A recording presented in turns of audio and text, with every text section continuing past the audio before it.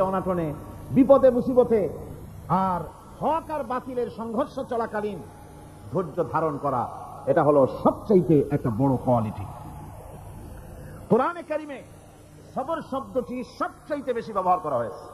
সর্বাধিক ব্যবহৃত শব্দ কোনটি? সবর। সবর আরবি একটি মৌলিক শব্দ, এমন একটি মৌলিক শব্দ যার তাৎপর্য অন্য কোন ভাষা দিয়া খবরটা বললে যেমন বোঝানো যায়, অন্য কোন ভাষা দিয়া এটার অর্থ করে এটার হক আদায় করা সম্ভব না। আর এই সবর কোরআনে কারিমে বিভিন্ন জায়গায় বিভিন্ন অর্থে ব্যবহার হয়েছে। যেমন সবর শব্দের অর্থ হচ্ছে অবিচলতা, বাংলায় যা বোঝানো যায়। সবর শব্দের অর্থ হচ্ছে অবিচলতা, দৃঢ়তা, সহিষ্ণুতা, মন মেজাজের সমতা, ধীরতা, স্থিরতা, কষ্ট সহিষ্ণুতা, বরদাস্ত করা। এগুলি এই সবরের এই শব্দ, এই অর্থগুলি কোরআনে কারিমের বিভিন্ন জায়গায় বিভিন্ন রকম এটাকে ব্যবহার করা হয়েছে।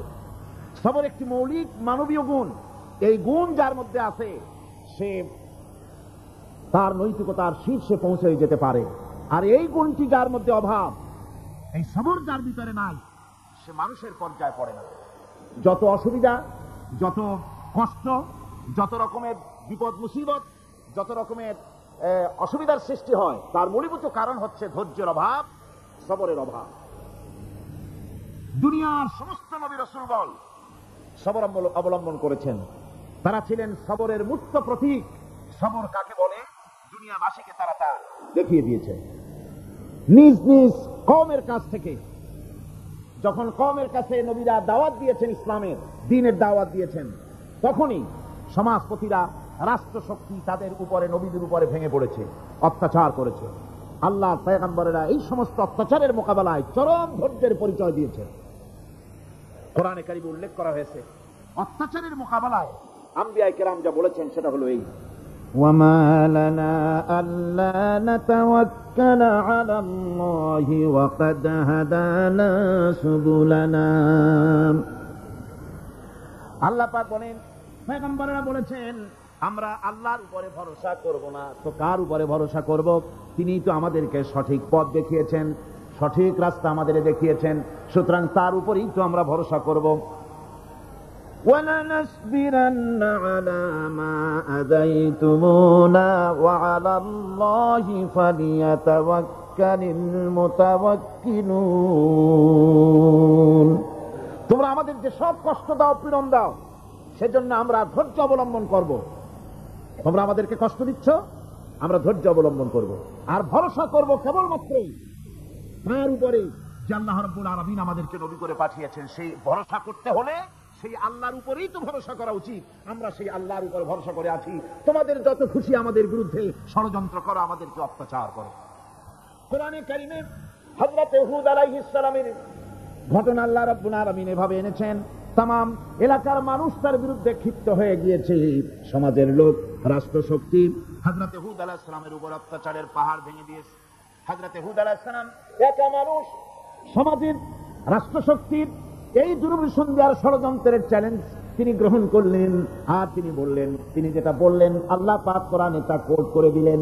দুনিয়ার সমস্ত ইসলামী আন্দোলনের কর্মীদের জন্য আল্লাহ পাক কোট করে দিলেন, সমস্ত মুমিনদের জন্য তা উল্লেখ করলেন।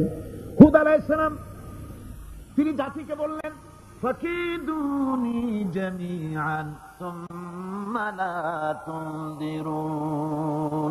তোমাদের যত ক্ষমতা আছে সমস্ত ক্ষমতা নিয়ে আমার বিরুদ্ধে তোমরা ষড়যন্ত্র করো, আর আমাকে এতটুকু অবকাশ দিও না। আমি সেই আল্লাহ রাব্বুল আলামিনের উপরে ভরসা করেছি, যার কুদরতি হাতের ভিতরে আমার জান, আর গোটা পৃথিবীর সমস্ত প্রাণীর জান যার কুদরতি হাতের মধ্যে, যার হাতের ভিতরে গোটা পৃথিবীর সমস্ত জান, সে আল্লাহর উপরে ভরসা করেছি। যা খুশি তোমরা আমার বিরুদ্ধে করতে পারো। সুবহানাল্লাহি ওয়া বিহামদিহি। এটার নাম হলো ঈমান, এটার নাম সবর, এটার নাম ধৈর্য। এই ধৈর্য আসে ঈমানে কামেল হলে পরে এবং আল্লাহর উপরে পরিপূর্ণ বিশ্বাস হলে পরে। যদি কারো দিলের মধ্যে কথা বিশ্বাস থাকে যে আমার জন্য আল্লাহর পক্ষ থেকে যদি কোনো বুলেট নির্ধারণ করা থাকে, গোটা বিশ্ব যদি আমাকে পাহারা লাগায়, ওই বুলেট থেকে আমাকে বাঁচাইতে পারবে না। আর আমার জন্য যদি একটা বুলেট আল্লাহ কর্তৃক নির্ধারিত থাকে, তাহলে গোটা পৃথিবীর মানুষ চেষ্টা করেও সেই বুলেট থেকে আমাকে রক্ষা করতে পারবে না। এটার নাম হচ্ছে ঈমান। এই ঈমান যখন মানুষের মধ্যে সৃষ্টি হয়ে যায়, তখন সে বিপ্লবী শক্তিতে পরিণত হয়ে যায়। তার কাছে ভয় বলে কোনো জিনিস থাকে না, যেহেতু সে তো ভরসা করেছে এমন শক্তির কাছে যার চাইতে প্রচন্ড ক্ষমতা আকাশেও কারো নাই, জমিনেও। তিনি কে? জোরে চিল্লায় বলেন, তিনি কে? আমার বন্ধুগণ, রাসূল করিম সাল্লাল্লাহু আলাইহি ওয়াসাল্লাম হিজরতের রাতে সূর পাহাড়ের গারে সওরের কাছে যখন চলে গেছেন, ফজরের রক্ত হয়ে হয়ে আসতেছে। হযরতে আবু বকর রাদিয়াল্লাহু তাআলা আনহু বলছেন, হে আল্লাহর রাসূল, এখন আর অগ্রসর হওয়া ঠিক হবে না, বেলা উঠে গেলে ধরা পড়ে যাব। এখানে গুহা আছে, ভিতরে প্রবেশ করি। হযরতে আবু বকর রাসূলের সম্মতি পেয়ে হযরতে আবু বকর রাদিয়াল্লাহু তাআলা আনহু বলছেন, ইয়া রাসূলুল্লাহ, পাহাড়িয়া গুহা, সাপ বিচ্ছু থাকতে পারে, আমাকে অনুমতি দেন, আমি আগে ভিতরে ঢুকে সাফ করে আপনাকে ডাকি। ভিতরটা সাফ করে তিনি ডাকলেন। রাসূল করিম ভিতরে ঢুকে বলছেন, আবু বকর, পাহাড় বেয়ে বেয়ে বড্ড কষ্ট হয়েছে, একটু বসো, তোমার উরুর উপরে মাথা রেখে আমি একটু ঘুমাইয়া যাই। আল্লাহর নবী আরাম ফরমাচ্ছিলেন। সকালবেলায় কাফির বেঈমানেরা যখন আস্তে আস্তে করে গুহা মুখে পৌঁছে গেছে, পায়ের চিহ্ন এখানে শেষ। তাদের নিশ্চিত ধারণা এর ভিতরে নবীজি আছেন। বলছে, বেরিয়ে আসো। একজন বলে নাই, আর একজন বলে আছে। এভাবে তাদের মধ্যে দ্বিমত হয়ে গেল। হযরত আবু বকর বলছেন, ইয়া রাসূলুল্লাহ, আমরা তো ধরা পড়ে গেছি, আমাদের তো আর উপায় নাই। এই গুহাটা এতই অগভীর, শুয়ে যদি হাত উঁচু করা যায় উপর থেকে দেখা যায়, বসতে পরে মাথা দেখা যায়, ধরা তো পড়ে গেছি, উপায় নাই। আল্লাহর নবী তখন তার হাবিব, তার বন্ধুকে কি বললেন? বিশ্ববাসীর জন্য আল্লাহ পাক কোরআনে তা উঠায় দিলেন। নবীজি তার বন্ধুকে ডেকে বললেন, লা তাহজান ইন্নাল্লাহা মা'ানা। ও আমার সাথী, কোনো চিন্তা করো না, ভয় পেও না, শঙ্কিত হও না। আমরা মাইনরিটি নই, আমরাই মেজরিটি, কারণ আল্লাহ রাব্বুল আলামিন আমাদের সাথে আছেন। সুবহানাল্লাহ। এই চিন্তা, এই ধারণা যদি মানুষের মনের মধ্যে থাকে, তাহলে কখনোই তার মন দুর্বল হবে না, ঈমান দুর্বল হবে না। ভরসা করতে হবে আল্লাহর উপরে। আর বিপদ যত বড় পাহাড় সমান হয়ে আসুক, ধৈর্য অবলম্বন করতে হবে। ধৈর্য হচ্ছে মুমিনের সবচাইতে বড় গুণ। মুমিনের সবচাইতে বড় কোয়ালিটি কি? আমার বন্ধুগণ, কোরআনে কারিমে আল্লাহ রাব্বুল আলামিন গোটা বিশ্বের সমস্ত মুসলমানদের জন্য কোরআনে কারিমে আম্বিয়া আলাইহিস সালাম তাদের সবরের দৃষ্টান্তগুলি আল্লাহ নিজে তুলে ধরেছেন, আমাদের ইবরতের জন্য, আমাদের শিখাবার জন্য, আমাদের সবক দেওয়ার জন্য। কোরআনে কারীম হযরত আইয়ুব আলাইহিস সালামের সবরের ঘটনা কোরআনে কারীম তুলে ধরেছে। হযরত আইয়ুব 18টি বছর পর্যন্ত রোগের মধ্যে পড়ে আছেন। এত অসুখ করেছে, এত রোগ, শরীর পচে গিয়েছে, গায়ে পোকা ধরেছে, দুর্গন্ধ হয়ে গিয়েছে, বিবিরা চলে গিয়েছে, ছেলে মেয়ে পাড়ার লোকেরা দূর দূর করে তাড়িয়ে দিয়েছে। এবার জঙ্গলের ভিতরে গিয়ে আশ্রয় নিয়েছেন। এমন অবস্থা হয়েছে, শরীর পচে পচে জিহ্বায় যখন পোকা ধরা শুরু করে দিল, হযরত আইয়ুব আলাইহিস সালাম তখন আল্লাহ রাব্বুল আলামিনের দরবারে এই প্রথমবারের মতো তিনি বললেন, রব্বুল আলামিন, আয় আল্লাহ তাআলা, সমস্ত শরীর জড়জড়া হয়ে গিয়েছে, গায়ে পোকা ধরেছে, আমি কোনো কথা বলি নাই, আমি খামোশ থেকে জিকির আজগার করতেছিলাম। আয় আল্লাহ, এখন দেখি আমার জিহ্বায় পোকা ধরেছে, পোকা ধরা শুরু হয়েছে। আমার জিহ্বাটায় পোকা তুমি দয়া করে দিও না, কারণ আমার জিহ্বায় যদি পোকা হয়ে যায়, তাহলে তোমার মতো আল্লাহর জিকির আমি কি দিয়া করব? আমার জিহ্বাটা তুমি দয়া করে ভালো রাখো। কোরআনে কারীম বলছি, ওয়া আইয়ুবা ইয নাদা রাব্বাহু ইন আন্নী মাসসানিয়াদ-দুররু ওয়া আনতা আরহামুর রাহিমিন। স্মরণ করো সেই সময়ের কথা যখন আইয়ুব তার রবকে ডেকে বলেছিল, আমি অসুস্থ আর তুমি তো রহমান রহিম, দয়াময়। ভাষাটা দেখেন কি সুন্দর। এর থেকে কি আল্লাহর আর কিছু বলা লাগে? আল্লাহ পাকের কাছে তিনি বলতেছেন, আল্লাহ, আমি তো অসুস্থ, আমি তো অসুখ করেছে আমার, আর তুমি তো দয়াময় রহমান রহিম। এক অন্ধ, ঈদের দিন কত অন্ধই তো আসে খরচ করার জন্য, ভিক্ষা করার জন্য, চতুর্দিকে ভিক্ষা করতেছে অন্ধরা। এক অন্ধ ঈদের গেটের কাছে দাঁড়ায় বলতেছে, ভাইরা, আজ হচ্ছে ঈদের দিন আর আমি কিছু দেখতে পাচ্ছি না। এ বেশি পয়সা পাইল। মানুষের দিন তার প্রতি আকৃষ্ট হয়ে গেছে। আরে কি কথা, আজ ঈদের দিন, সকলে আনন্দ করছে আর আমি কিছুই দেখতে পাচ্ছি না। সে কিন্তু কিছু চায় নাই। ভাষার ভিতরে, কথা বলার ভিতরে এ ধরনের টেকনিক আছে। হযরত আইয়ুব আলাইহিস সালাম বললেন না যে আল্লাহ আমারে মাফ করে দাও, কষ্টের মধ্যে আছি। তিনি শুধু বলেছেন রব্বুল আলামিন, আমি অসুস্থ হয়ে পড়েছি, আমার অসুখ করেছে, আর তোমার নাম রহমান রহিম। এতটুকু কথা বলেছেন। আল্লাহ রাব্বুল আলামিনের দরজায়, তার দরবারে আইয়ুব আলাইহিস সালামের ডাক চলে গেছে। যায় নাই? কোন অসুবিধা আছে নাকি? কোন অসুবিধা নাই।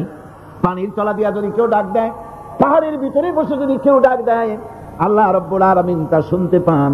ইউনূস আলাইহিস সালাম মাছের পেটে বসে চিৎকার মেরেছিলেন, লা ইলাহা ইল্লা আনতা সুবহানাকা ইন্নী কুনতু মিনাজ জালিমিন। তিনি বলছিলেন, হে আল্লাহ তাআলা, আমি তোমার প্রশংসা করছি, তুমি ছাড়া উপাস্য নাই, মাবুদ নাই। আমি তোমার পবিত্রতা ঘোষণা করছি, আমি তো জালিমদের অন্তর্ভুক্ত হয়ে গেছি। বাস এতটুকুন কথাই বলেছেন। আল্লাহ পাক বলছেন, ইউনূসের ডাক তো কেউ শোনে নাই, পানির মধ্যে কেউ শোনে নাই, জমিনের কেউ শোনে নাই, মহাশূন্যের কেউ শোনে নাই, কিন্তু মাছের পেটের ভেতরে থেকে, গভীর অতল দরিয়ার তলদেশ থেকে মাছের পেটের ভিতরে বসে আমার ইউনূস যে ডাক দিল, ওই ডাক আমি আরশের মালিক আমি শুনতে পেয়েছি, আর সঙ্গে সঙ্গে জবাব দিয়েছি। ফাস্তাজাবনা লাহু ওয়া নাজ্জাইনাহু মিনাল গাম্মি ওয়া কাযালিকা নুজিল মুমিনিন। ডাকের সাড়া দিলাম, বিপদ দিয়া বাঁচায় দিলাম। শুধু ইউনূসের নাম আল্লাহ পাক এ জায়গায় আবার ওয়াদা করলেন, দুনিয়ার যত মুমিন বান্দা আছে তারা যদি কখনো বিপদে পড়ে যায় আর আমারে যদি ডাকে, আমি এইরকম করে বিপদ থেকে বাঁচায়া দেব। আইয়ুব আলাইহিস সালাম যখন আল্লাহ রাব্বুল আলামিনের কাছে ফরিয়াদ করলেন, আল্লাহ পাক তখন বলছেন, কোরআনে কারীম বলছে, ফাস্তাজাবনা লাহু ফাকাশাফনা মা বিহি মিন দুররিন ওয়া আতাইনাহু আহলাহু ওয়া মিসলাহুম মাআহুম রাহমাতাম মিন ইনদিনা ওয়া যিকরা লিল আবিদিন। আমি আইয়ুবের দোয়া কবুল করে নিলাম, শুধু তার পরিবার বর্গই দিলাম না, বরং আরো কিছু নিয়ামত আমি তাকে দান করে দিলাম। এবং তাই জন্য, যেহেতু তারা ছিল আমার অনুগত বান্দা, আমার বাধ্যগত, আমি এই জন্য রহম করেছি, সমস্ত রোগ শোক আমি মাফ করে দিয়েছি। আমাদের সামান্য একটু জ্বর হয়, যদি 2-3 দিন জ্বর হয়েছে, জ্বর ছাড়ে না, বলে যে এত ভালো ভালো কাজ করি, তারপর আমার এত জ্বর হওয়া লাগে, অমুকরা এত পাপ করে, তা তো কিছুই হয় না। খালি আল্লাহ আমার চোখে দেখলো, আমার বউর অসুখ, আমার অজুমুড়ি ছাড়ি না। ভাইরা, আপনি ঠিক পান না যে কি গুনাহ আপনি করেন। কোরআনে কারীম বলছে, ওয়ামা আসাবাকুম মিন মুসিবাতিন ফাবিমা কাসাবাত আইদিকুম ওয়া ইয়াফু আন কাসীর। যত বিপদ তোমাদের উপর আসে সব দুই হাতের কামাই করা, আর আমি তো অনেকগুলো ক্ষমা করে দেই। তোমরা যত পাপ করো, আকাম করো, সবগুলির শাস্তি যদি দুনিয়ায় দিতাম, সাহস করার সময় পেতে না। অসুখ হলেই অধৈর্য হয়ে যেও না, ধৈর্য ধরো। আল্লাহ পাক বলেন, শুধু আইয়ুব নয়, ওয়া ইসমাঈল ওয়া ইদরিস ওয়া যাল কিফলি কুল্লুম মিনাস সাবিরিন। এইভাবে করে ইসমাঈল, ইদ্রিস, যুলকিফল সবাই ছিল ধৈর্যশীল। সুবহানাল্লাহ। ধৈর্যের চরম পরাকাষ্ঠা ছিলেন তিনি। কোরআনে কারীম নবীদের এই কথাগুলি আমাদের শোনাচ্ছেন। হযরত ইয়াকুব আলাইহিস সালাম কলিজার টুকরা সন্তান, হযরত ইউসুফ আলাইহিস সালামের জন্য তার মনটা পাগল ছিল। এত সুন্দর করে আল্লাহ তারে বানাইছিলেন, এত তিনি ছিলেন সৌন্দর্যের পিরামিড, যারে দেখলে চোখ ফিরানো যায় না। এমন সুন্দর সুপুরুষ, যারে দেখি সেই যুগের সুন্দরী যুবতী মেয়েরা রূপের মোহে পড়ে নিজেদের আঙ্গুলগুলি কেটে ফেলে দিয়েছিল। রূপের মোহে এমন অবশ হয়ে গেছে, আঙ্গুল কেটেছে, হাত কেটেছে, টের পায় নাই। আবার ভুল বুঝবেন না, দুনিয়ার সেরা সুন্দর পুরুষ ইউসুফ আলাইহিস সালাম, তা কিন্তু রাসূলের চাইতে বেশি নয়। হযরত উম্মুল মুমিনিন আয়েশা রাদিয়াল্লাহু তাআলা আনহা তিনি বলেছেন, যেই সব সুন্দরী রমণীরা ইউসুফ আলাইহিস সালামকে দেখে রূপের মোহে পড়ে নিজেদের আঙ্গুলগুলো কেটে ফেলেছিল, ওরা যদি আমার হাবিবকে দেখতো, ওরা যদি আল্লাহ রাসূলকে দেখতো, তাহলে হাত কাটতে কাটতে কোন ফাঁকে যে কলিজা কেটে ফেলে দিত, ওরা টের পেত না। আবার বন্ধুগণ, হযরত আইয়ুব আলাইহিস সালাম সন্তানের মায়া, অন্যান্য ভাইরা হিংসায় পড়ে গেল, তারা নিয়ে তাকে কুয়ায় ফেলে দিল। সেখান থেকে তারা একটা ছাগল বা কোনো পশু জবাহ করে তার রক্ত মাখাইয়া জামায় এনে হাজির করে দিল হযরত ইয়াকুব আলাইহিস সালামের সামনে, যে তারে নিয়ে খেলা করতে গিয়েছিলাম, আমরা খেলায় লিপ্ত ছিলাম, বাগে খাইয়া ফেলাইছে। এগুলি কি গপ্প? এগুলি কি কোরআন? আল্লাহ পাক শোনাচ্ছেন, বিশ্ববাসীকে শোনাইছেন। সূরা ইউসুফের চাইতে এত সুন্দর উপাখ্যান গোটা পৃথিবীতে আর নাই। সুবহানাল্লাহ। অনেকে ইউসুফ জুলাইখার কিসসা খুব মজা করে পড়ে, ফুর্তি করে, প্রেমের গল্প পড়ে। এটা কোনো প্রেমের গল্প নয়। ইউসুফ আলাইহিস সালাম জুলাইখা ইউসুফ আলাইহিস সালামের জন্য কাঁদতে কাঁদতে চোখ কানা হয়ে গেছে। এরপর ইউসুফ আলাইহিস সালাম জুলাইখারে পাওয়ার জন্য পাগল হয়ে গেছে। নাউযুবিল্লাহ, এটা হয়নি কখনো। তিনি আল্লাহর পয়গম্বর, আর আল্লাহ কেমনে তারে বাঁচিয়েছেন? যখন জুলাইখা ঘরের ভিতরে সুন্দর করে যৌন উন্মাদনামূলক চিত্র অঙ্কিত করে ঘরের মধ্যে আটকায় দিয়েছে, তালা লাগায় দিয়েছে, আর নিজে যৌন উদ্দীপক কাপড় চোপড় পরেছে, না পরার মতোই। সে যুগের সুন্দরী মেয়ে জুলাইখা, তার কুপ্রবৃত্তিকে চরিতার্থ করার জন্য আহ্বান করা হয়েছে। হযরত ইউসুফ আলাইহিস সালাম লক্ষ্য করে দেখলেন এমন জায়গায় এখান থেকে পালাবার তো পথ নাই, দরজা বন্ধ করে দিয়েছেন। তিনি শুধু তখন কেবলমাত্র আল্লাহ রাব্বুল আলামিনকে ভয় করলেন। আল্লাহকে ভয় করে আল্লাহর নাম নিয়ে যখন তালাবদ্ধ দরজার দিকে দৌড় দিয়েছেন, আল্লাহ রাব্বুল আলামিন আপন কুদরতে তালাগুলি খুলে দরজা তার জন্য উন্মুক্ত করে দিলেন। ইউসুফ আলাইহিস সালামকে ফালাই দিয়ে এভাবে করে কাপড় এনে দিল তার সামনে, রক্তমাখা কাপড় পেয়ে হযরত ইয়াকুব আলাইহিস সালাম সন্তানদের মুখে কাহিনী শুনে তিনি কি বললেন? কোরআনে কারীম তা কোট করেছে। তিনি চিক দিলেন না, ফাল দিলেন না, ফিট হয়ে পড়লেন না। তিনি বললেন, কলিজার টুকরা সন্তান, তার মরার খবর শুনেছেন। তিনি বললেন কি? ফাসাবরুন জামিলুন ওয়াল্লাহুল মুস্তাআনু আলা মা তাসিফুন। আমি উত্তম সবর অবলম্বন করব। তোমরা যে কাহিনী রচনা করেছো এর বেলায় আমি আল্লাহর কাছে সাহায্য চাই। আমি উত্তম সবর অবলম্বন করব।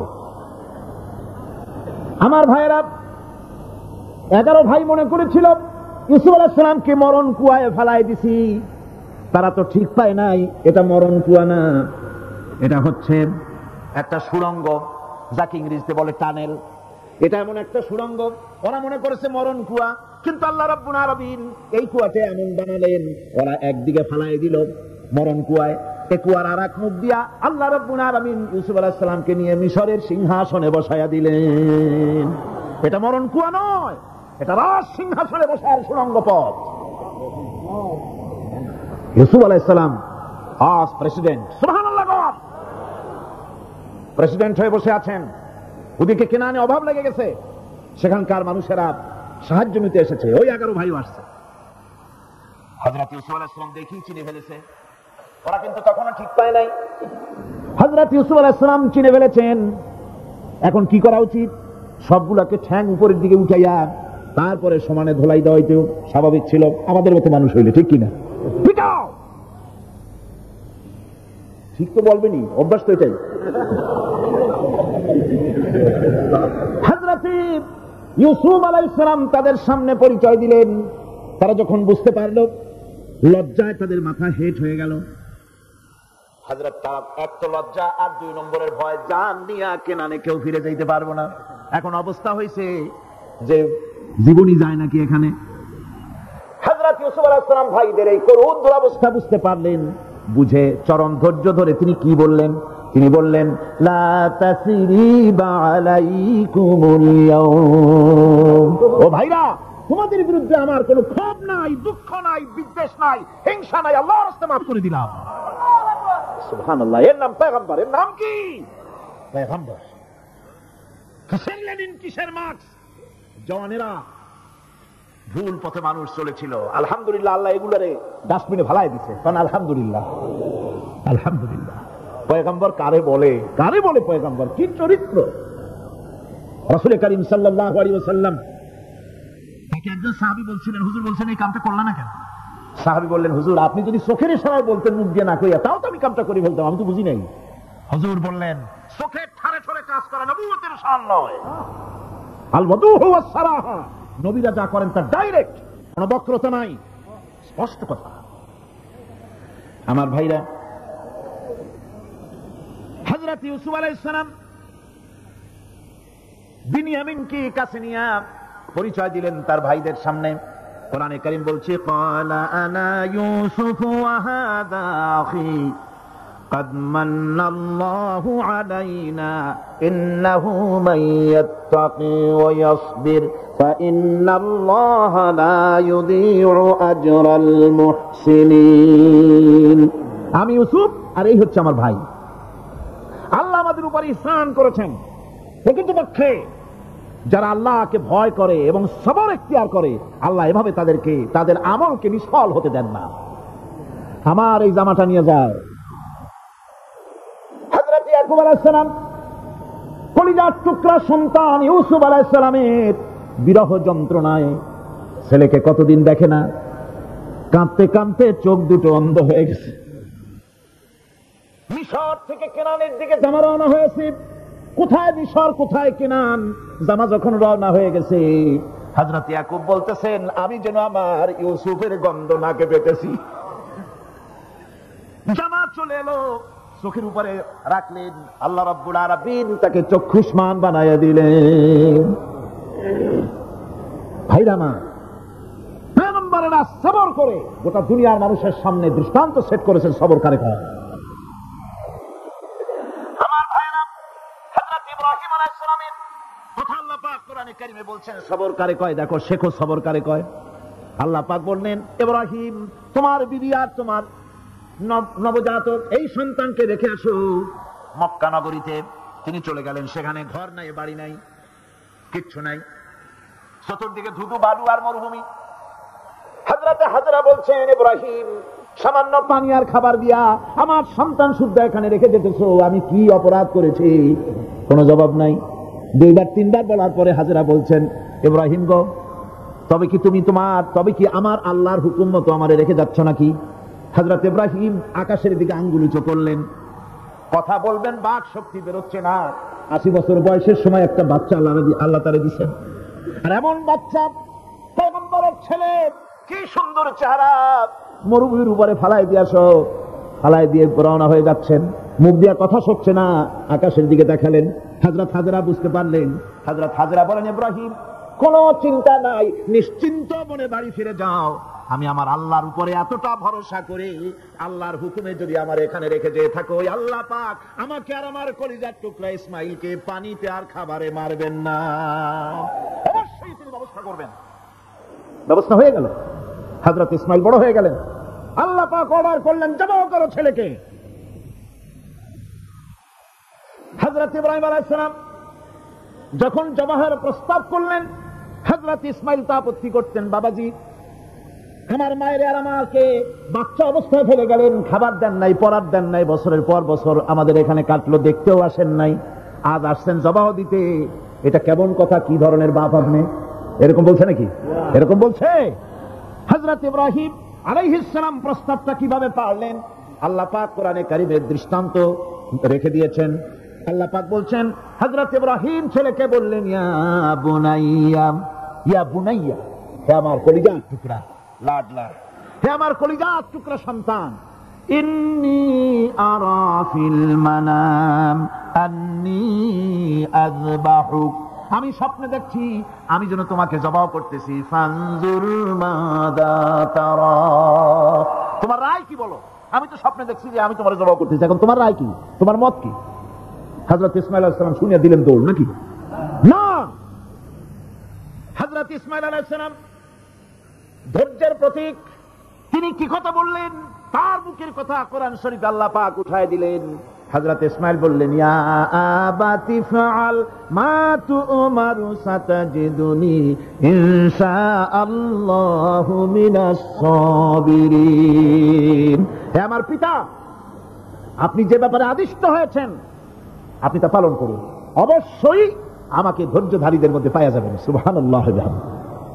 এক বর্ণনা এসেছে, হযরত ইসমাঈল বললেন, আব্বাজান, আমি ধৈর্যধারীদের ভিতরে আমারে পাবেন, তবে জবাহ করার আগে আমার হাত পাটা একটু বেঁধে নেন, কারণ জবাহের যন্ত্রণায় আপনার গায়ে যদি আমার হাত পাও লেগে যায় তো বেয়াদবি হয়ে যেতে পারে। আর আমি মরে আমার জবাহ হয়ে যাওয়ার পর আমার রক্ত মাখা জামাটা নিয়ে আমার মা হাজেরারে দিবেন, কারণ তাকে মা বলবার মতো আর তো কেউ নাই। হযরত ইব্রাহিম তাকে বাঁধবার জন্য প্রস্তুতি নিলেন। হযরত ইসমাঈল বলছেন, আব্বাজান, বাঁধবেন না, বাঁধার প্রয়োজন নাই। বলে, কেন? একবার বাঁধতে বললে আবার তুমি নিষেধ করছো কেন? ছেলে বলছেন, আব্বাজান, বাঁধবো না এই জন্যে, হয়তো কিয়ামতেই প্রশ্ন উঠতে পারে যে আল্লাহর হুকুমে রাজি ছিল না বলে হাত পা বাঁধা জবাহ করছে। আমি এই সুযোগ দিব না, আপনি জবাহ করেন, আমি এতটুকু নড়াচড়া করব না। ধৈর্যের চরম প্রতীক হযরতে ইসমাঈল আলাইহিস সালাম দেখাই দিয়েছেন ধৈর্য কারে কয়। আমার বন্ধুগণ, এই পৃথিবীর সবচাইতে ধৈর্যের বড় প্রতীক হতেছেন ইমামুল মুরসালিন, আশরাফুল আম্বিয়া, সাইয়্যিদুল মুরসালিন, জনাবে মুহাম্মাদুর রাসূলুল্লাহ সাল্লাল্লাহু আলাইহি ওয়াসাল্লাম। আমার বন্ধুগণ, সবচাইতে বড় ধৈর্যের প্রতীক তিনি। কাউকে একটা গালি দেন নাই জীবনে, কাউকে ঠাট্টা করেন নাই, কাউকে মারেন নাই, কারো মনে দুঃখ দেন নাই। তিনি দুঃখ পেয়েছেন, তিনি কাউকে দুঃখ দেন নাই। তিনি কষ্ট পেয়েছেন, কাউকে কষ্ট দেন নাই। আমার ভাইয়েরা, তায়েফের ময়দান, আমার নিজের চোখে তায়েফে যেদিন আমি তায়েফ দেখলাম, আমি তায়েফে ঢুকেছি, জীবনে কোনোদিন যাই নাই। রমজান মুবারকে আমি সেখানে গেলাম, আমাকে বসার জন্য তারা নিয়ে যাবে। আমি বললাম, আগে বসবো না, আমারে আগে নিয়ে যাও, আমার নবীকে কোন জায়গায় ওরা মেরেছিল সেই জায়গাটা দেখো। তায়েফের সেই গলিতে যখন আমি গেছি, দুই দিকে পাহাড় দাঁড়ানো, তায়েফের লোক আমার সাথে ছিল। তারা বলল, এই জায়গাটা প্রথম যেখানে চতুর্দিক থেকে নবীজিকে পাথর মারছিল আর আল্লাহর নবী বেহুশ হয়ে পড়ে গিয়েছিলেন। 3টা দিন না খাওয়া, হযরতে খাদিজা নাই, আবু তালিব নাই, মক্কায় জায়গা নাই পা রাখার। নবীজি 3টা দিন ঘুরলেন। নেতারা বলল, তুমি যদি নবী হবে তো এতিম হলে কেন? আল্লাহ নবী বানাবার জন্য কি একটা ধনী মানুষ পায় না? তোমার মতো এতিম আর গরিবের নবী বানাইলো কেন? আল্লাহ নবী 3 দিন পর যখন দেখলেন কেউ দাওয়াত শোনে না, কেউ মানে না, কেউ গ্রহণ করে না, তখন তিনি নেতাদের অনুরোধ করলেন, ঠিক আছে, দাওয়াত তো কবুল করলে না, তবে একটা কাজ করো, অন্তত আমি যে তায়েফে আসছিলাম এই খবরটা মক্কায় দিও না, ওরা আর অত্যাচার বাড়ায় দেবে। এই কাফিরগুলি খবর তো মক্কায় পাঠালো, আর সমস্ত যুবকদেরকে লেলিয়ে দিল। যুবকেরা চতুর্দিকে দাঁড়াইছে, রাসূলকে পাথর মারা শুরু করে দিল। আমি যখন রেল লাইনের থেকে হাঁটি, যখন রেল লাইন কোন সময় দেখি, রেলের পাথরগুলি, রেল লাইনের পাথরগুলি দেখলেই আমার মাথায় যেন কেন তায়েফের কথা বলে এসে যায়। আরে, মানুষের গায়ে পাথর মারলে কি অবস্থার সৃষ্টি হয়? পাথর নূরের শরীর, রহমতের শরীর, কিটি কিটি রক্ত ঝরছে। নবীজিকে জোর করে উঠাইয়া জবরদস্তি করে হাঁটার জন্য তারা ধাক্কা মারতেছে। আবার কিছুদিন গিয়ে নবীজি আবার বেহুশ হয়ে পড়েছেন, এইখান থেকে আবার উঠাইছে, আবার ধাক্কা মারতেছে। 3 নম্বরের আরেকটা জায়গা আছে যেখানে ভাঙ্গা একটা মসজিদ। তায়েফের লোকেরা আমাকে বলল, এই জায়গাটা হলো শেষ জায়গা যেখানে রাসূল করিম 3য়বারের মতো বেহুশ হয়েছিলেন, এখানেই হুজুরের রক্ত ঝরেছে বেশি। 2 রাকাত নামাজ পড়লাম, সিজদায় পড়ে আবুল কান্না কাল্লাম আল্লাহর কাছে। নবীজি যখন হুঁশ এসেছে, হযরতে জিবরাইল বলেন, ইয়া রাসূলুল্লাহ, আপনার এই কষ্ট দেখে ফেরেশতারা কাঁদতেছে, আপনি অনুমতি দিয়ে দেন এই 2 পাহাড়কে মিলাইয়া সমস্ত তায়েফবাসী কাফেরগুলি মাটির সাথে মিশাইয়া দেই। নবীজি বললেন, জিবরাইল, আমি যদি হুকুম করি আর আমার হুকুম মতো যদি এই কাম করো, একটা কাফেরও যদি না বাঁচে তাহলে কার মুখে পৌঁছাবো লা ইলাহা ইল্লাল্লাহু মুহাম্মাদুর রাসূলুল্লাহ। আমার ভাইরা, হুজুর সাল্লাল্লাহু আলাইহি ওয়াসাল্লাম উঠে বসলেন। এমন সময় হযরতে যায়েদ শরীরের রক্তগুলি মুছে দিতেছেন। হুজুর সাল্লাল্লাহু আলাইহি ওয়াসাল্লাম বসে 2খানা হাত উত্তোলন করলেন, নবীজির চোখ থেকে পানি গড়ায় পড়তেছে। আরে কেউ নাই, আল্লাহ ছাড়া কেউ নাই সাহায্য করার। নবীজি হাত তুলে মোনাজাত করতেছেন, চোখ দিয়া পানি পড়ে বাড়ি ভিজে পড়তেছে, গায়ে দিয়া রক্ত ঝরতেছে। নবীজি কি দোয়াটা করলেন? বদদোয়া করলেন না, গজব দিতে বললেন না। নবীজি দোয়া করলেন, রব্বুল আলামিন, এই তায়েফের লোকেরা আজকে আমার সাথে যে ব্যবহারটা করেছে, ওরা বোঝে নাই যে আমি তোমার নবী, ওরা বোঝে নাই যে আমি তোমার রাসূল, না বুঝে আমার উপরে যে অত্যাচারটা করলো, আল্লাহ তুমি এই জন্য রাগ করে এই তায়েফে তুমি গজব দিও না। আল্লাহ পাক পরবর্তী সময় হুজুরকে স্মরণ করাই দিলেন, ওয়া মা আরসালনাকা ইল্লা রাহমাতাল লিল আলামিন। ও নবী, আপনি হচ্ছেন আমার সমস্ত সৃষ্টি জগতের জন্য, আপনি আমার রাহমত, আমার সৃষ্টি জগতের জন্য আপনি আমার করুণা। একটা লোক রাসূলের এই কষ্ট দেখে বাগান থেকে এক গ্লাস আঙ্গুরের শরবত এনে হাজির করেছে। এত কষ্টের পর 3 দিনের না খাওয়া আঙ্গুরের একটা শরবত পাইয়া হুজুর খুব খুশি হলেন। শরবত গ্লাস পান করে হুজুর বলছেন, তোমার নাম না আত্তাস? তিনি বলছেন, হ্যাঁ হুজুর, আমার নাম আত্তাস। তোমার বাড়ি না ইউনূস আলাইহিস সালামের গ্রামে? বলে, হ্যাঁ আমার বাড়ি সেই গ্রামে। তা আপনি কি করে জানলেন আমার নাম আত্তাস আর আমার বাড়ি ইউনূস আলাইহিস সালামের গ্রামে? আপনি জানলেন কি করে? হুজুর বললেন, আমি নবী, হযরত ইউনূস নবী, একজন নবীর খবর আর একজন নবীর কাছে থাকে। রাসূল করিম সাল্লাল্লাহু আলাইহি ওয়াসাল্লাম সবর ইখতিয়ার করেছিলেন, ধৈর্য অবলম্বন করেছিলেন, আর আল্লাহ পাক তাকে নির্দেশ করেছেন, সবর করো।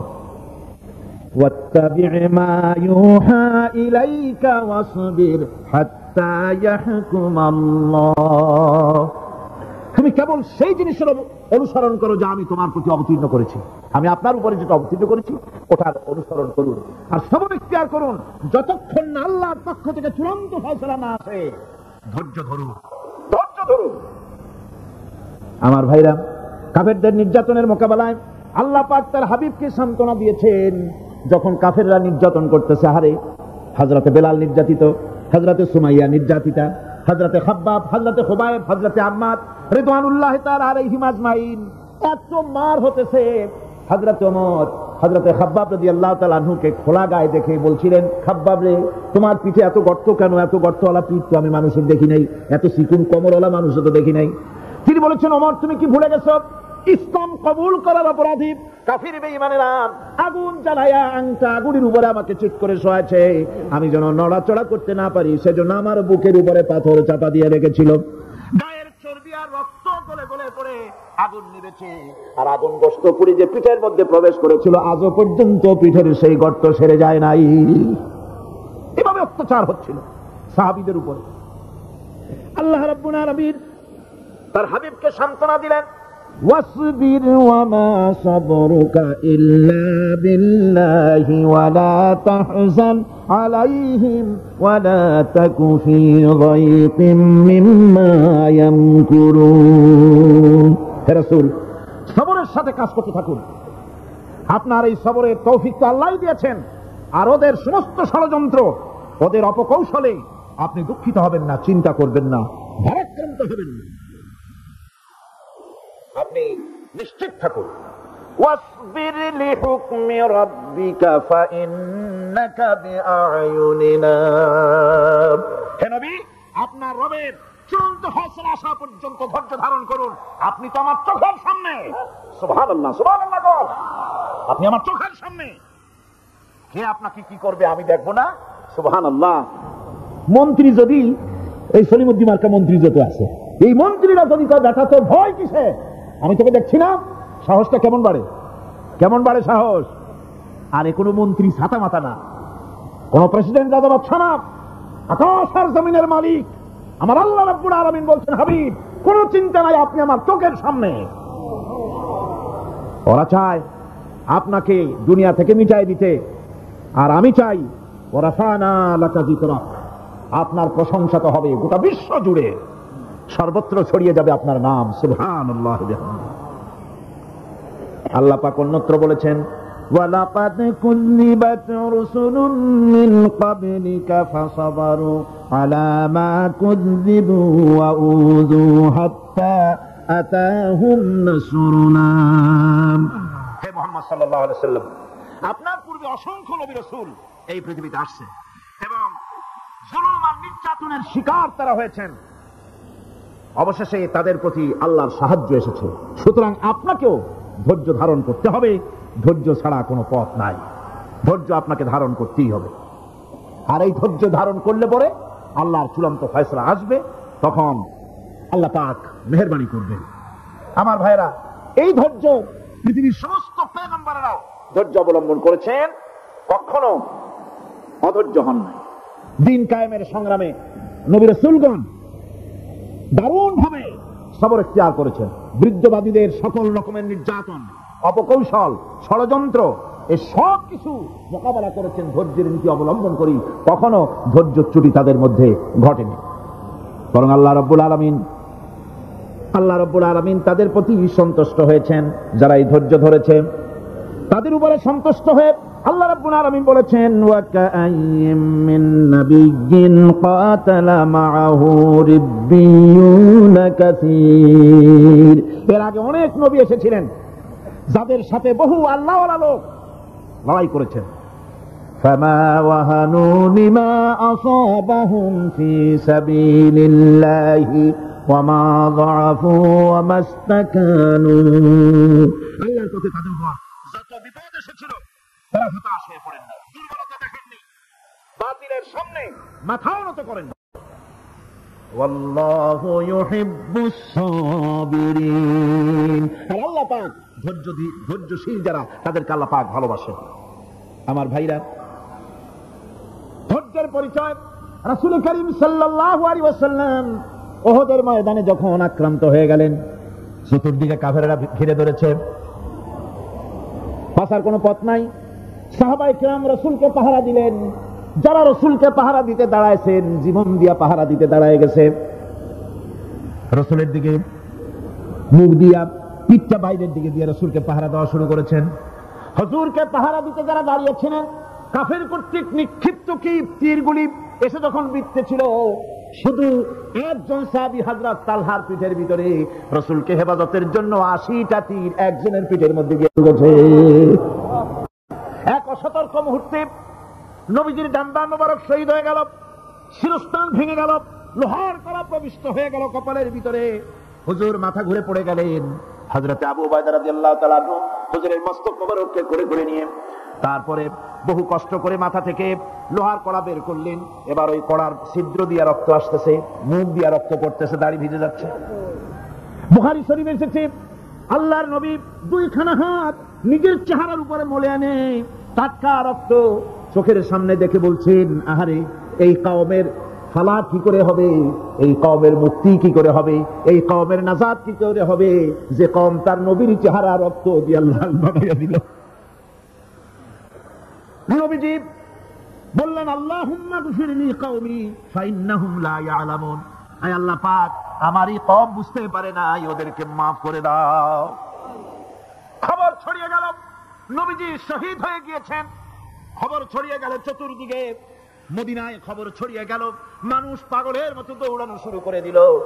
এক মেয়ে লোক দৌড়াচ্ছে উহুদের দিকে। কয়েকজন সাহাবীর সঙ্গে দেখা, তারা জিজ্ঞেস করলেন, দৌড়াও কেন মহিলা, যাও কই? কয় উহুদের দিকে যেতেছি। কয় যায় তো কোনো লাভ নাই, যেহেতু তোমার যে স্বামী এসেছিলেন জিহাদের ময়দানে তিনি তো শহীদ হয়ে গেছেন। মহিলা বলতেছে, কে শহীদ হয়েছে শুনতে চাই না, আগে বলো নবীজি কেমন আছে। আবার কিছুক্ষণ পর আর কয়েকজনের সঙ্গে দেখা, তারা বলছে, মেয়ে লোক দৌড়াও কই? যাচ্ছি উহুদের দিকে। তারা বলছেন যে কোনো লাভ নাই, তোমার যে দুইটা কলিজার টুকরা সন্তান উহুদে এসেছিল, দুটোই শহীদ হয়ে গেছে। মা বলতেছে, ও সাহাবী, কে শহীদ হয়েছে শুনতে চাই না, তাড়াতাড়ি করে বলো আল্লাহর নবী মুহাম্মদুর রাসূলুল্লাহ সাল্লাল্লাহু আলাইহি ওয়াসাল্লাম কেমন আছেন।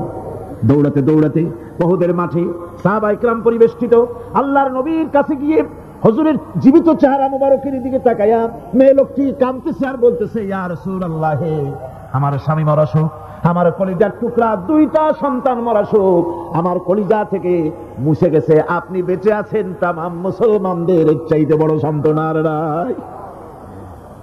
ভাইরা আমার, রাসূল করিম সাল্লাল্লাহু আলাইহি ওয়াসাল্লাম এভাবে করে ধৈর্যের পরিচয় দিয়েছেন। গালাগালি দেন নাই, রাগ করেন নাই, বদদোয়া করেন নাই? সুবহানাল্লাহ কোন, সুবহানাল্লাহ।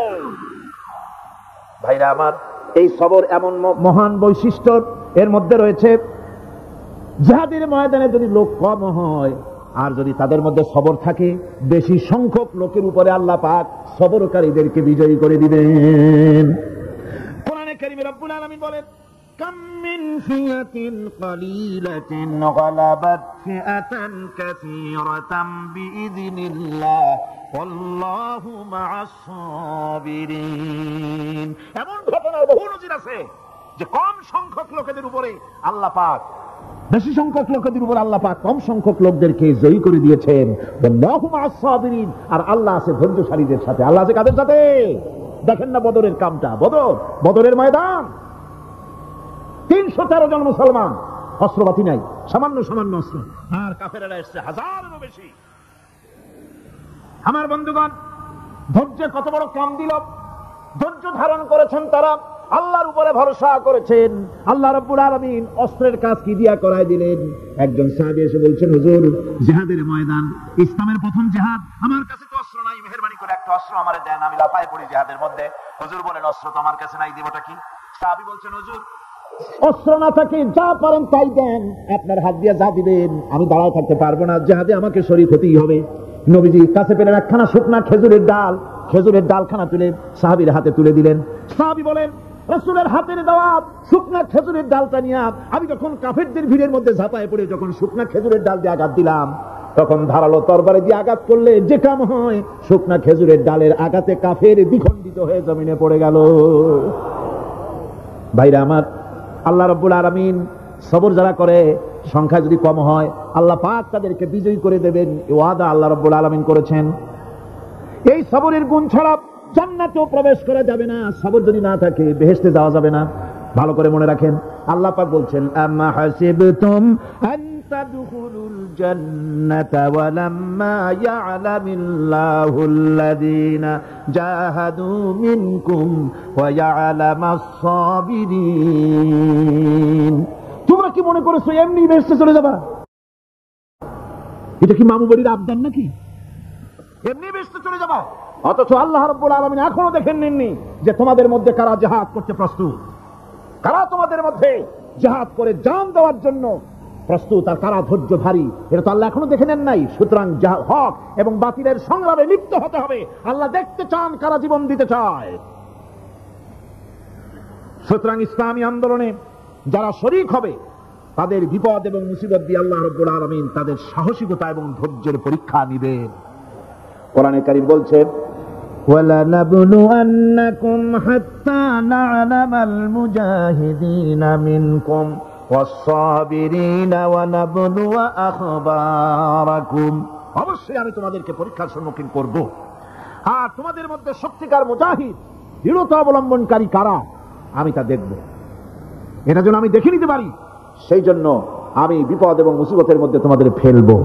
ধৈর্যধারীদের উপরে আমার রহমত অবশ্যই থাকবে। সবর এমন এক সম্পদ যা ধারণ করলে পরে আল্লাহ রাব্বুল আলামিন রাষ্ট্রীয় ক্ষমতা দান করে দেন। কোন সুবহানাল্লাহ, জোরে কোন সুবহানাল্লাহ। ধৈর্য ধারণ করলে আল্লাহ রাষ্ট্রের মতো বিরাট নিয়ামত আল্লাহ হাতে তুলে দিবেন। তার প্রমাণ কোরআন শরীফ আল্লাহ বলছেন, বনী ইসরাঈলরা মিশর থেকে যখন বহিষ্কার হয়ে গেল, তাদের যখন পা রাখার কোনো জায়গা থাকলো না, বনী ইসরাঈলরা মিশর থেকে যখন বহিষ্কার হয়ে গেল, এরপরে আল্লাহ পাক তারা যখন ধৈর্য অবলম্বন করলো, আল্লাহ পাক তাদের ব্যাপারে বলছেন, ওয়া আওরাসনাল কওমাল্লাযীনা কানু ইস্তাদআফুনা মাশারিকাল আরদি ওয়া মাগারিবাহাল্লাতী বারাকনা ফিহা। আর তাদের স্থলে আমি নির্যাতিত লোকদেরকে প্রতিষ্ঠিত করলাম। পশ্চিম এবং উত্তরের তাদেরকে আমি পশ্চিম এবং পশ্চিম এবং পূর্বের উত্তরাধিকারী তাদেরকে বানায় দিলাম। বিরাট এলাকা তাদের হাতে আমি তুলে দিলাম। ওয়া তাম্মাত কালিমাতু রাব্বিকাল হুসনা আলা বানি ইসরাঈলা বিমা সাবারু।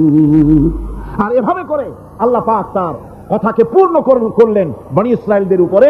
সবর ইখতিয়ার করার জন্য, ধৈর্য ধরার কারণে আল্লাহ পাক রাষ্ট্রের মালিক তাদের বানায় দিলেন। যেরকম সুবহানাল্লাহ। সবর যদি করা হয়, তো যুদ্ধ যদি বাদে যদি জাহাজ শুরু হয়ে যায়, আল্লাহ পাক বলেছেন ফেরেশতা দিয়ে সাহায্য করবে। যদি সবর থাকে, তোমাদের সবর থাকলে আল্লাহ কি দিয়ে সাহায্য করবেন? ফেরেশতা দিয়ে। কোরআনে কারীম বলছে إن تصبروا وتتقوا ويأتوكم من فورهم هذا يمددكم ربكم ب5 آلاف من الملائكة مسومين।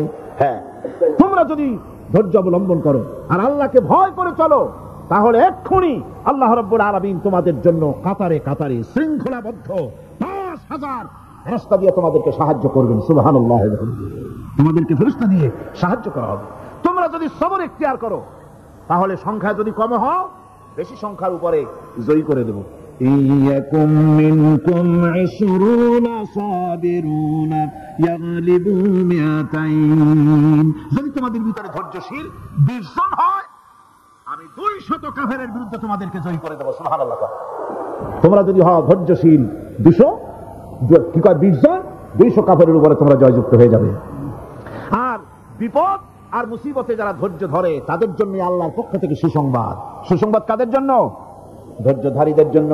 কোরআনে কারীম বলছে ওয়াবাশশিরিস সাবিরিন আল্লাযীনা ইযা আসাবাতহুম মুসিবাতুন ক্বালু ইন্না লিল্লাহি ওয়া ইন্না ইলাইহি রাজিউন। সুসংবাদ সেই সব ধৈর্যশালীদের জন্য যারা নাকি বিপদ এবং মুসিবতে আসলে যারা বলে, কি বলে? পড়েন আমার সাথে, ইন্না লিল্লাহি ওয়া ইন্না ইলাইহি রাজিউন।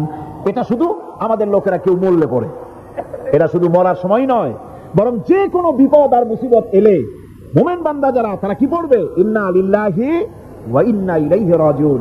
নিশ্চয়ই নিশ্চয়ই আমরা আল্লাহর জন্য এবং আমাদের সকলকেই আল্লাহর কাছে ফিরে যেতে হবে, প্রত্যাবর্তিত হতে হবে। সবরকারীদের জন্য রয়েছে জান্নাতের সুউচ্চ সম্মানের জায়গা। জান্নাতীদের জান্নাতে সবচেয়ে সম্মানজনক জায়গা আল্লাহ রাব্বুল আলামিন ধৈর্যশালীদেরকে দান করবেন। কোরআনে কারীম বলছে উলাইকা ইউজসাউনাল গুরফাতা বিমা সাবারু ওয়া ইউলাক্কাউনা ফিহা তাহিয়াতাও ওয়া সালামা। এরা হলো সেই সব লোক যাদেরকে প্রদান করা হবে বেহেশতের সুউচ্চ মঞ্জিল, কারণ তারা সবর ইখতিয়ার করেছিল, তারা সবর করছিল, এই জন্য বেহেশতের সবচাইতে ভালো জায়গা তাদের দেওয়া হবে। কোন আলহামদুলিল্লাহ, জোরে কোন আলহামদুলিল্লাহ। এবং জান্নাতে সবরকারীদেরকে সম্বর্ধনা দেওয়া হবে, সম্বর্ধনা দেওয়া হবে। খালিদিনা ফিহা হাসুনাত মুস্তাকাররান ওয়া মুকামা। চিরদিন তারা জান্নাতের ভেতরে বসবাস করবে এবং কতই না সুন্দর, কতই না উত্তম জায়গা সবরকারীদের জন্য আল্লাহ বেহেশতের মধ্যে রেখে যাবেন। জান্নাতে প্রবেশ করার সাথে সাথে চতুর্দিক থেকে ফেরেশতারা ছুটে আসবে সবরকারীদের জন্য। ওয়াল মালাইকাতু ইয়াদখুলুনা আলাইহিম মিন কুল্লি বাব। চতুর্দিক থেকে ফেরেশতারা তাদেরকে ইস্তেকবাল করবে, কি বলবে? সালামুন আলাইকুম বিমা সাবারতুম ফানি'মা উকবাদ-দার। তোমাদের প্রতি শান্তি বর্ষিত হোক, কারণ তোমরা পৃথিবীতে সবর অবলম্বন করেছিল। কতই না উত্তম জায়গা, কতই না সুন্দর জায়গা আল্লাহ রাব্বুল আলামিন সবরের বিনিময় তোমাদেরকে দান করেছেন। সুতরাং এই সবর হচ্ছে মুসলমানদের জন্য সবচেয়ে বড় নিয়ামত। আজ আমার তো মনে হয় পৃথিবীতে মুসলমানরাই সবচেয়ে বেসবর। ট্রেনে যাবে, বসা নিয়ে বেসবর, টিকিট নিয়ে বেসবর, বাসের মধ্যে বেসবর, বাজারে যাবে বেসবর, স্কুলে যাবে বেসবর, যেখানে যান সব জায়গায় আমরা বেশি অধৈর্য, ঠিক কিনা? কর সামান্য সামান্য জিনিস নিয়ে ঝগড়া করা, মারামারি করা, এই হচ্ছে আমাদের ট্র্যাডিশন। ধৈর্য অবলম্বন করতে হবে জীবনের সকল ক্ষেত্রে, এই ধৈর্য আমাদেরকে রক্ষা করতে হবে।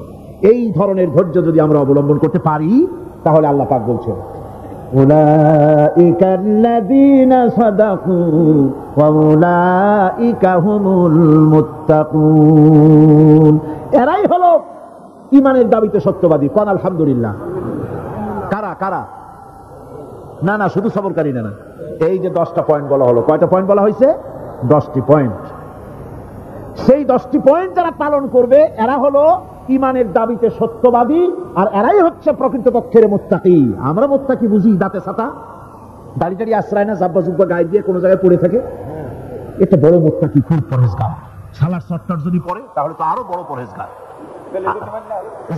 আর যদি কাপড় চোপড় মোটেও না থাকে তাহলে তো খাজা বাবা হয়ে গেল। নাউযুবিল্লাহ মিন যালিক।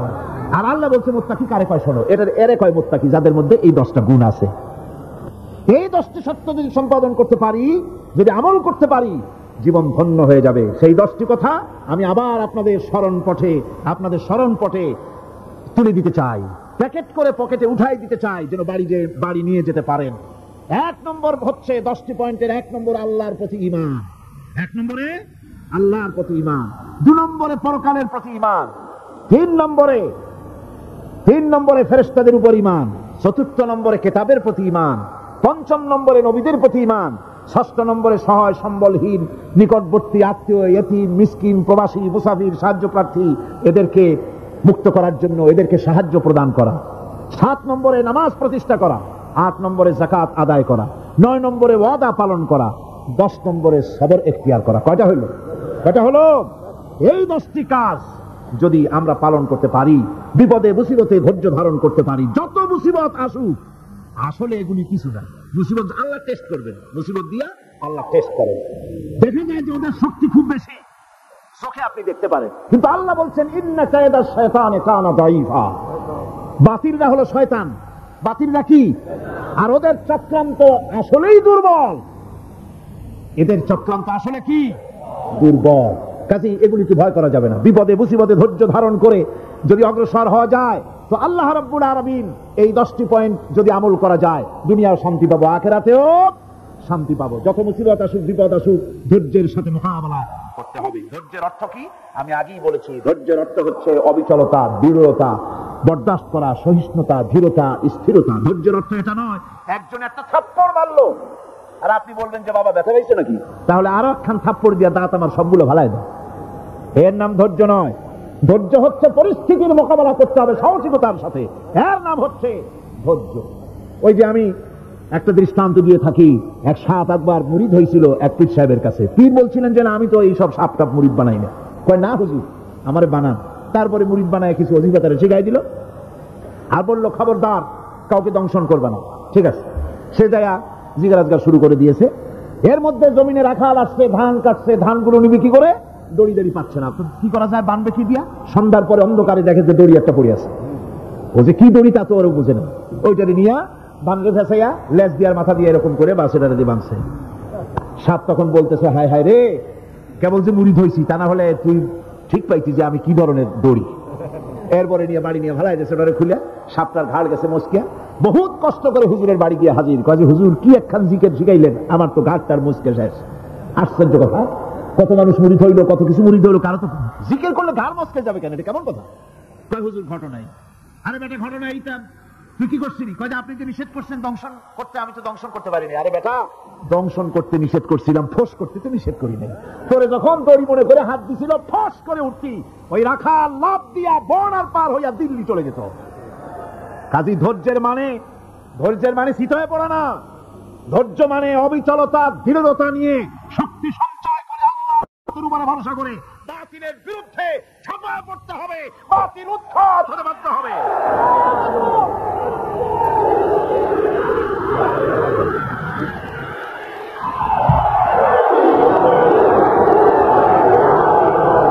ভাইরা আমার, সুতরাং আলহামদুলিল্লাহ আমরা কোরআনে কারিমের এই আয়াতে কারিমাত আমরা যদ্দূর পারলাম আলোচনা করেছি। আল্লাহ পাক যেন এতে বরকত দেন। জোরে কোন আমিন, আরো জোরে কোন আমিন। মুনাজাতের জন্য বসেন, এক্ষুনি মুনাজাতের জন্য দাঁড়ানো ভাইরা সব বসে পড়েন। আল্লাহুম্মা আমিন।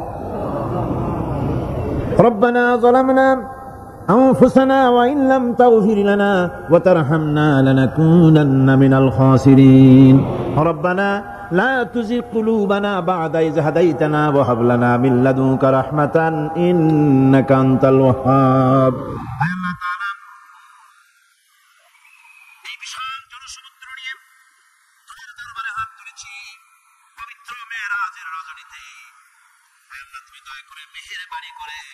আমাদের আলোচনা, দুরূদ সালামের সওয়াব আমাদের বিশ্বনবী তোমার প্রিয় হাবিব জনাবে মুহাম্মদ রাসূলুল্লাহ সাল্লাল্লাহু আলাইহি ওয়াসাল্লামের রূহ মুবারকে পৌঁছায়া দাও। সমগ্র বিশ্বের মাটির নিচে যত মুমিন মুমিনাত শুয়ে আছেন তাদের আরো আর পরে সওয়াব পৌঁছায়া দাও। আমাদের মা বাপ যাদের দুনিয়া থেকে বিদায় হয়ে গেল, আল্লাহ কবরগুলিকে জান্নাতের টুকরায় পরিণত করে দাও। রব্বির হামহুমা কামা রব্বায়ানি সগীরা। পড়েন সবাই, রব্বির হামহুমা কামা রব্বায়ানি সগীরা। আল্লাহ তাআলা বহু মানুষ দোয়া চেয়েছি, কতজনের কত কষ্ট, কেউ হসপিটালে আছে, কারো অপারেশন হবে, কেউ বা মরে গেছে, কেউ বা মামলা মোকদ্দমায় আছে, কেউ বা পারিবারিক অশান্তিতে আছে। আল্লাহ যিনি যেই নিয়তে দোয়া চেয়েছে মেহেরবানি করে সেই নেক নিয়ত তোমার দরবারে কবুল করে নাও। বিপদগ্রস্ত লোকগুলির বিপদ থেকে বাঁচাইয়া দাও। আয় আল্লাহ রাব্বুল আলামিন, এই মাহফিলে লক্ষ লক্ষ জনতা সমুদ্রের ঢেউর মতো চতুর্দিক থেকে আসতে থাকে। তুমি আর তোমার কোরআন আর তোমার রাসূল ছাড়া কোনো স্বার্থ কারো মনে নাই। কাউরে রিক্সা ভাড়া দেওয়া হয় না, ট্রাক ভাড়া, বাস ভাড়া কাউকে দেওয়া হয় না, এক লোকমা খানাও এখানে পায় না, তাবাররুক বা সিন্নি বিতরণও হয় না। আয় আল্লাহ, নিঃস্বার্থ ভাবে এই লোকগুলি যাতায়াত করে। আল্লাহ তোমার কোরআনের বরকতে সকলকে তুমি গুনাহ মুক্ত করে দাও। আয় আল্লাহ তাআলা, যাতায়াতটা আসান করে দিও, যাতায়াতের পথে কারো যেন কোনো বিপদ না হয়ে যায়। আয় আল্লাহ তাআলা, বাড়ি ঘর ফালায় আসে, বাড়ি ঘর তোমার ফেরেশতা দিয়ে তুমি হেফাজত করো। রব্বুল আলামিন, মা বোনেরাও কষ্ট করে আসে, আল্লাহ তুমি দয়া করে এ মাহফিলে যারা শরীক হয়, এ মাহফিলে কোরআনের মাহফিলে শরীক হওয়ার কারণে তোমার কাছে একটা দাবি করি। দাবিটা হলো, মেহেরবানি করে সব মানুষকে তোমার কাবা ঘর দেখাও। যারা উপস্থিত হয়েছে সকলকে তোমার হাবিবের রওজায় গিয়া সালাম দেওয়ার তৌফিক দাও। ربنا تقبل منا إنك أنت السميع العليم وتب علينا إنك أنت التواب الرحيم سبحان ربك رب العزة عما يصفون سلام على المرسلين الحمد لله رب العالمين واجعل آخر كلمتنا عند الموت لا إله إلا الله محمد رسول الله.